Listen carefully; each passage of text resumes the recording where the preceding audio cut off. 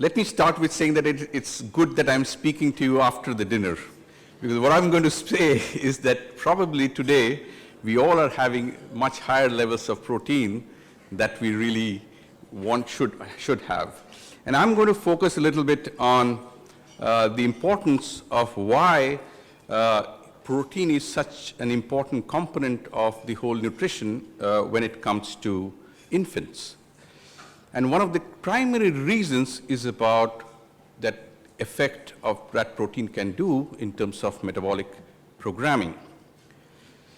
So over the next 20-25 minutes, I'm going to share with you that how situation has changed. I remember when we were as residents, the issue always was discussed was protein energy malnutrition.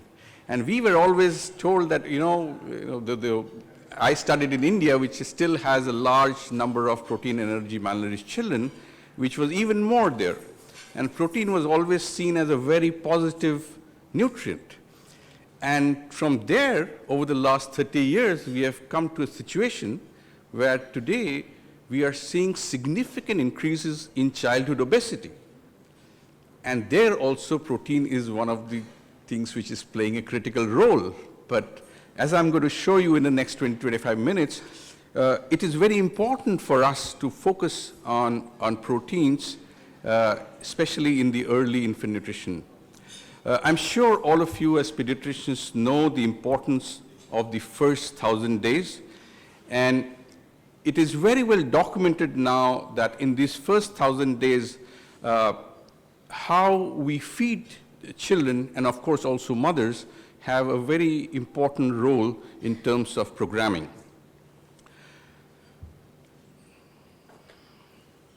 If you look at the programming effect, there, of course, if you look at future health outcomes, there are different things which play a role. Genetics, of course, is one part. Microbiome, as Professor Vanden Plas just shared with you, has a very critical role, but also the environment factors which are increasingly important in that. And if you look at the environmental factors, what you see here are nutrients, medications, toxins, hormones, and all of them have some kind of stimuli on the expression that our genes have through the epigenetic processes, which can selectively switch genes off and on, and these is what the whole impact of programming is all about. If you look at how protein plays a role, protein is a very, very critical part, as we all know, in most of the functions, in our human body. So right from being part of the chemical messengers in terms of hormones, enzymes, of course, it's a very important source of energy, as well as in terms of transportation of nutrients, hemoglobin, for example, immune responses, as well as regulation of many different acid-base balances. Another important part is the growth. They are the building blocks for the growth of all the cells in the body. And that is one of the reasons why it also plays an important role in terms of when it comes to feeding higher proteins in children. It has been now well documented that early protein intake has a very important role in promoting appropriate growth. As many of you are aware, excessive intake of protein in infancy can lead to increase in the insulin-releasing amino acids, resulting in increased insulin and insulin-like growth factors, which actually increase the adipogenic effect and has a role in decreasing the satiety. So therefore, excess protein in the first 1,000 days, we can say that predisposes towards increased early weight gain, and I'm going to share with you some data regarding that. And also data suggests that this may actually program them for obesity and overweight in later childhood and adults. And that is why we always like to promote breastfeeding as the best nutrition for babies. As we know that this has a large number of effects, including reduction in diseases, reduction in the GI infections, but also very importantly, we've seen that babies who are breastfed and breastfed for longer durations, they have a decreased risk of being overweight and obese. And one of the key factors which may play a role is in terms of the protein content of breast milk. And that's something which is going to be a very important part of why breastfeeding is important amongst the many other reasons that we know. Now, if we look at the breast milk protein, it's a very high quality protein, but the quantity is not so high. It really is the perfect protein for the child because it not only builds the building blocks of the body for growth, the rapid growth that is required in infancy. It also trains the immune system. It's not like it's a foreign protein, it's a self protein, so it does not generate any kind of intolerance or allergic reactions. It is also high in whey, as we know, and which is gentle on our digestive system or the baby's digestive system. And it can actually program the metabolic system to ensure that it does not lead to higher level of adiposity because it is low in protein. So this was a chart which Professor Vandenplas also shared with you in terms of the protein content. I'm just trying to see if we can have the pointer here. Okay. So this is how progressively the proteins actually decrease in the first years of life. And this is because of the reason that the babies actually start consuming more and more milk. So the quantity of the milk increases, and therefore the protein content actually is lowered. And this is the dynamicity that breast milk provides. If you look at infant formulas, they cannot provide you that dynamicity. And initially, the infant formulas actually which were modeled in terms of getting the levels were actually taken from cow's milk. So the protein levels were traditionally very high. And this is where cow's milk is from a protein perspective. It's very high in terms of proteins. And that's because, of course, cow's milk is essentially for calves. And a calf actually grows much faster than the human baby grows. It doubles its weight in 6 weeks' time, whereas the infant takes about 4 or 5 months to double the weight. So the protein requirements in a calf would be actually very high, and that is one of the reasons why cow's milk has such high levels of protein. The breast milk, as I was telling you, is a dynamic system and that evolves to match the infant's need by adapting to the decreasing growth velocity, as you saw. And this associated decrease in protein requirements in per kg body weight. So by doing this, you avoid the excessive protein and protection from overnutrition. But at the same time, it also avoids excessive energy expenditure in mother. So it's a very good system to actually decrease the energy expenditure in the mother in terms of lowering the protein content and protecting the mother from malnutrition. Now, if we look at the optimal growth rate, and we all know that the optimal growth rate is the growth rate that we see in an exclusively breastfed child, and the WHO growth standards actually describe how across different countries in the world, if all the children or the babies are exclusively breastfed, they actually grow very similar, which means that across the world, breastfeeding has an impact in terms of describing how and ideally the babies should grow. However, if you look at formula-fed infants, they show accelerated growth, which is attributed to this higher protein level in the formula. And that is one of the reasons why we should be always promoting breastfeeding, but where breastfeeding is not available, we should be careful in terms of what kind of formula we are choosing and what kind of impact it will have in terms of overnutrition, especially in this period of life. We also have data now from at least 3 studies which clearly show that the weight gain that the baby has in the first 12 months of life is a predictor of BMI at 5 years of age. So how the weight gain happens in the first year has a long-lasting impact which is seen even at 5 years of age. And now there are many studies which have shown that an accelerated weight gain in early life actually results because of the initial rapid weight gain that you see in the first 2 years of life. So let's look at what to do if babies cannot be breastfed, or if breastfeeding is not possible for any of the reasons. And I just wanted to share with you what I was just speaking about, that how do the infant formulas have evolved from a protein perspective. Modern infant formulas were actually developed in the 20th century, which actually used human milk composition as a reference and cow's milk protein as the protein source.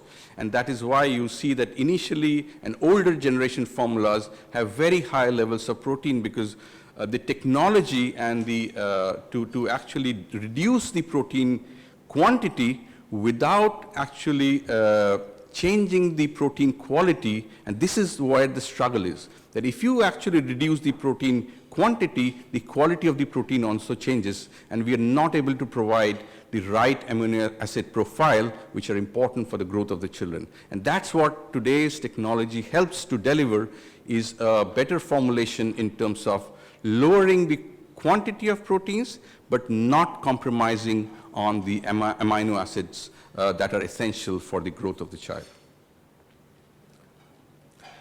We also know from a quality of the protein that the cow's and human milk is greatly different. Breast milk is actually whey predominant, whereas cow's milk is casein predominant, and that's one of the other reasons why we need to adapt what is available in the cow's milk to ensure that the new generation infant formulas are closer to breast milk in terms of matching the whey casein ratio that is found in the human milk. So historically, as I was saying, that the issue was that yes, we could have added whey, but the high levels of protein were still necessary to achieve the equivalent levels of amino acid. And if we have to look at the primary limiting factor in the reduction of the total protein was the ability to provide these sufficient levels of essential amino acid. Now, the lower protein requirement has been now recognized by many of the European and many other regulatory bodies across, and they see that it is important that we start lowering the protein as early as possible. And that's why even in infant formulas, and now even in follow-up formulas, and even now in the toddler milk space, efforts are there to actually reduce the protein levels that are traditionally seen in that. Now, this is also because there is now a lot of data which is coming on in terms of the diet patterns which are changing rapidly in the world. Now, this is a study which actually shows, as part of the study that we do in terms of understanding diets across worlds, we have done these studies in the US as well as China and some other countries, and we keep on seeing that everywhere that we see across age groups. This is the line which is the recommended protein levels, but if you look at it, all the babies are actually receiving much higher levels than what are recommended in terms of protein. So the diets of children across the world are actually much higher in proteins than what they are required. And that is one of the reasons why, at least when it comes to formulations of milk and milk-based drinks, an effort is being made towards reduction of the proteins to ensure that they do not get into the high protein category. This is again a data to clearly show that there is a very strong correlation of this high protein intake compared to a low protein intake during the first 2 years of life, and a clear effect on the BMI. So this is where the breast milk is, and this is where the BMI of protein with high formula is. And if you look at it, the actual difference in the BMI starts to actually widen from three months of age. So essentially, that means in the early infancy itself, there is a need to optimize the protein that we give. Otherwise, we will start seeing the difference in the BMI between what typically a breastfed child would have been on versus if we are not giving them optimized protein formulas for those who cannot breastfeed. And as we know that breastfeeding is associated with a lower prevalence of obesity, this is the data at 5 years of age, which clearly show that both in obesity as well as in overweight, children who were never breastfed have significantly higher BMIs than babies, children who had ever breastfed in this. So it's about a 22% lower risk of overweight and obesity later in life that we see in terms of breastfed and non-breastfed babies. And that's another reason why we should encourage mothers always to try out and breastfeed as long as possible.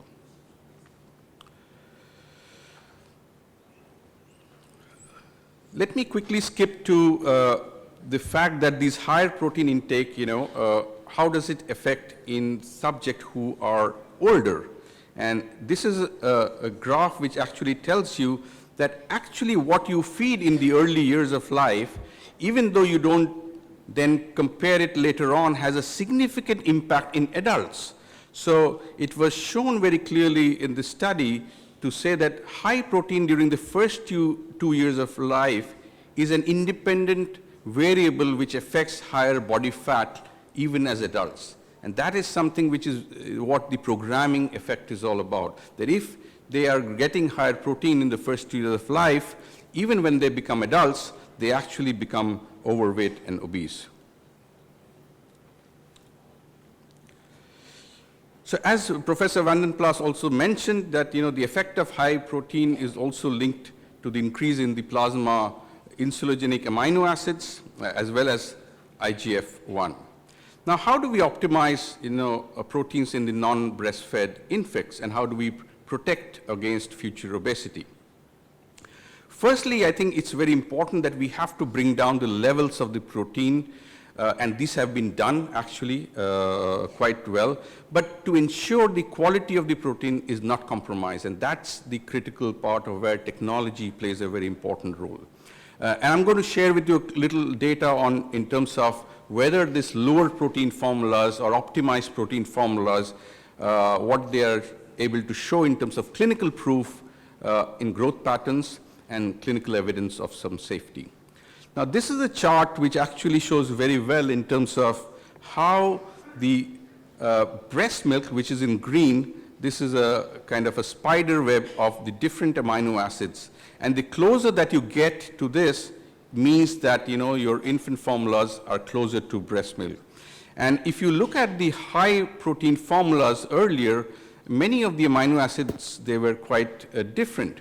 And now with these lower protein or optimized protein formulas, we have been able to get the profile of these amino acids much closer to breast milk. And this technological breakthrough actually has helped us to optimize proteins and reduce the quantity of proteins without compromising on this whole quality of the protein concept.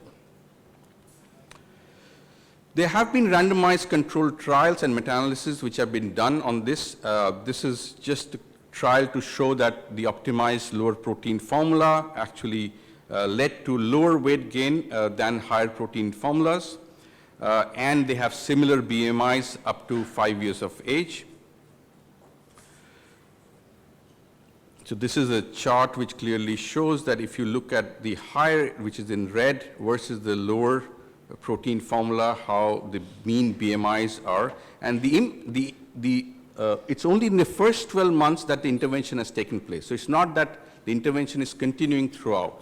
So after the first 12 months when the intervention has stopped, even you see the effect of that at 6 years of life, wherein if you have a higher protein formulation, the BMIs are significantly different than what you have as an optimized lower protein formulation, and which are very similar to where babies fed exclusively breastfed for the 6 months were at 6 years of life.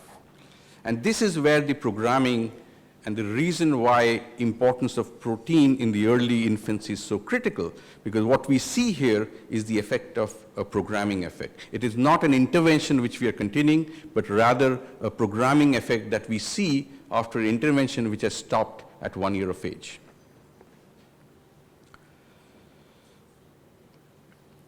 So if we look at the lowering of the obesity rates, I showed you some data why breastfeeding is so beneficial in terms of reduced risk of obesity and overweight. While these formulas are still higher than what breastfeeding has, but they are significantly lower to the old age traditional high protein formulas where the rates were as high as about 10%, whereas breastfeeding was only about 3%, so it was more than 3 times. Now the rates have come much lower to about 4.5% prevalence that we see with these new age optimized protein formulas. And if we look at the growth rates, there have been many studies done with this, and we find that these babies grow equally well, so there is no concern in terms of lowering the protein having an impact on growth, and there are no concerns even in terms of the length gain in children who are receiving these low protein formulations which are there. The other concern when we lower protein is on neurodevelopment, that whether a reduced protein will actually have any negative impact when it comes to neurodevelopment in the child, and we do not see any effect on neurodevelopment by optimizing protein in that.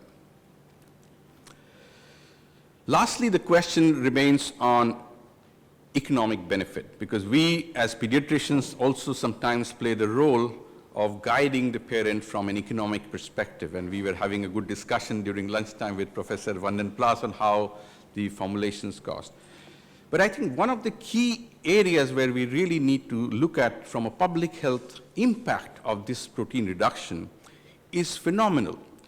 If we look today, and this is a data which was published in terms of simulating an economic model wherein all the children who are today receiving high protein formulas receive optimized protein formula, we would be able to actually reduce the risk of developing obesity by about 10%, a reduction in the likelihood of obesity-related diseases like cardiovascular disease and other by about 2.2 to 3.3%, and about a direct health cost about 3.9%. And this was actually done in Mexico, so of course these will vary a little bit in terms of the health costs depending on which system.